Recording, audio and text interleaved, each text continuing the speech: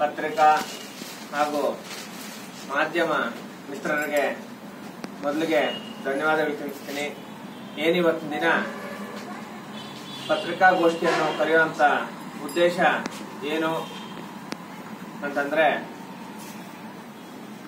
ಬೆನ್ನವಾರದ ಭೂಮಿ ಕಬಳಿಕೆ, ಸರ್ಕಾರಿ ಭೂಮಿ ಕಬಳಿಕೆ ವಿಚಾರವಾಗಿ ಇವತ್ತಿನ ದಿನ ಎಲ್ಲ ಮಾಧ್ಯಮ ಮಿತ್ರರನ್ನ ಒಂದು ವಿಚಾರ ತಿಳಿಸಬೇಕು, ಒಂದು ಹೋರಾಟದ ಬಗ್ಗೆ ನಿಮಗೆ ವಿವರಣೆ ಕೊಡಬೇಕು, ನೀವೆಲ್ಲ ನಮ್ಮ ಜೊತೆ ಇರಬೇಕು ಅನ್ನೋ ಉದ್ದೇಶದಿಂದ ಇವತ್ತಿನ ದಿನ ಪತ್ರಿಕಾಗೋಷ್ಠಿ ಕರೆದಿದ್ದೀವಿ. ಮೊದಲಿಗೆ ನಮ್ಮ ಜೊತೆ ಇರೋಂತ ಎಲ್ಲ ನಮ್ಮ ಸಂಘದ ಪದಾಧಿಕಾರಿಗಳ ಒಂದು ಪರಿಚಯನ ಮಾಡಿಸುತ್ತಾ, ನಮ್ಮ ಕೋಲಾರ ಜಿಲ್ಲಾ ಅಧ್ಯಕ್ಷರಾದಂತ ಸಕ್ಕನಹಳ್ಳಿ ಕುಪೇಂದ್ರಣ್ಣವರು ಈ ಒಂದು ಪತ್ರಿಕಾಗೋಷ್ಠಿಗೆ ಬಂದಿದ್ದಾರೆ, ಅವರು ಸ್ವಾಗತ ಕೊಡ್ತೀನಿ. ಅದೇ ರೀತಿ ಮುಳಬಾಗಿಲು ತಾಲೂಕು ಅಧ್ಯಕ್ಷರಾದಂತ ನಮ್ಮ ಚೋಳಮುಂಟೆ ಹರೀಶ್ ಅವರು ಬಂದಿದ್ದಾರೆ, ಅವ್ರಿಗೂ ಸ್ವಾಗತ ಕೊಡ್ತೀನಿ. ಅದೇ ರೀತಿ ನಮ್ಮ ಕಾರ್ಮಿಕ ಘಟಕದ ಜಿಲ್ಲಾಧ್ಯಕ್ಷರಾದಂತ ಶಿಷ್ಯ ಅವರು ಬಂದಿದ್ದಾರೆ, ಅವ್ರಿಗೂ ಸ್ವಾಗತ ಕೊಡ್ತೀನಿ. ಸಮಾಜ ಸೇವಕರಾದಂತ ಭರದ್ವಾಜನ್ ಅವರು ಬಂದಿದ್ದಾರೆ, ಅವ್ರಿಗೂ ನಾವು ಸ್ವಾಗತ ಕೊಡ್ತೀವಿ. ನಮ್ಮ ಕೋಲಾರ ಜಿಲ್ಲೆಯ ಗಡಿ ಭಾಗ ಆಗಿರುವಂತಹ ಬೆನ್ನವಾರ ಗ್ರಾಮದಲ್ಲಿ, ಅದೇ ಗ್ರಾಮದ ನಿವಾಸಿಯಾದಂತ ಹಾಗೂ ಜಿಲ್ಲಾ ಪಂಚಾಯತಿ ಸದಸ್ಯರಾದಂತ ಜಯಪ್ರಕಾಶ್ ನಾಯ್ಡು ಅಲಿಯಾಸ್ ಬುಜ್ಜಿನಾಯ್ಡು ಅನ್ನೋರು ಅಲ್ಲಿರುವಂತ ಸರ್ಕಾರಿ ಜಮೀನ ಒಬ್ಬ ಹೊರ ರಾಜ್ಯದ ಅಂದ್ರೆ ಆಂಧ್ರ ಮೂಲದ ಮುಸಲ್ಮಾನ್ ವ್ಯಕ್ತಿಯ ಜೊತೆ ಕೈ ಜೋಡಿಸಿ ಸುಮಾರು 200 ಎಕರೆಗಳಷ್ಟು ಸರ್ಕಾರಿ ಗೋಮಾಳ ಜಮೀನನ್ನು ಕಬಳಿಕೆ ಮಾಡಿದ್ದು, ನೀರುಗಂಟಿಯಿಂದ ಒಂದು ಜಮೀನನ್ನು ಕಬಳಿಕೆ ಮಾಡಿರೋದು, ಗುಂಡುತೋಪನ್ನು ಕಬಳಿಕೆ ಮಾಡಿರೋದು, ಸ್ಮಶಾನ ಕಬಳಿಕೆ ಮಾಡಿರೋದು, ಇವೆಲ್ಲ ಡಾಕ್ಯುಮೆಂಟ್ ಸಮೇತ ನಾವು 1 ವರ್ಷದಿಂದ ಈ ವಿಚಾರವಾಗಿ ಹೋರಾಟ ನಡೆಸ್ಕೊಂಡು ಬರ್ತಾ ಇದ್ದಾರೆ.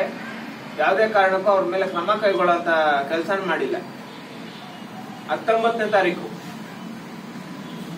ನಾವು ಬೆನ್ನವಾರ ಗ್ರಾಮದಿಂದ ಕೆಜಿಎಫ್ ತಾಲೂಕು ಕಚೇರಿ ತನಕ ಬೃಹತ್ ಒಂದು ಕಾಲ್ನಡಿಗೆ ಜಾಥಾ ಮುಖಾಂತರ ದೊಡ್ಡ ಮಟ್ಟದ ಒಂದು ಪ್ರತಿಭಟನೆ ಮಾಡ್ತಾ ಇದ್ದೀವಿ. ಉದ್ದೇಶ ಏನಂದ್ರೆ, ಇವರ ಒಂದು ಅನ್ಯಾಯಗಳನ್ನ ಅಕ್ರಮಗಳಿಗೆ ಒಂದು ಕಡಿವಾಣ ಆಗ್ಬೇಕು. ಮುಂದಿನ ದಿನಗಳಲ್ಲಿ ಇಂತಹ ಕೆಲಸಗಳನ್ನ ಯಾರು ಮಾಡಬಾರ್ದು. ಎಲ್ಲಾ ಸಾಮಾನ್ಯ ವರ್ಗದವರು, ದಲಿತರು, ಹಿಂದುಳಿದವರು ಎಲ್ಲರಿಗೂ ಸಮಾನ ಅವಕಾಶ ಇರಬೇಕು. ಇವರು ಅಷ್ಟೊಂದು ಜಮೀನು ಕಬಳಿಕೆ ಮಾಡಿ ಆ ಗ್ರಾಮದ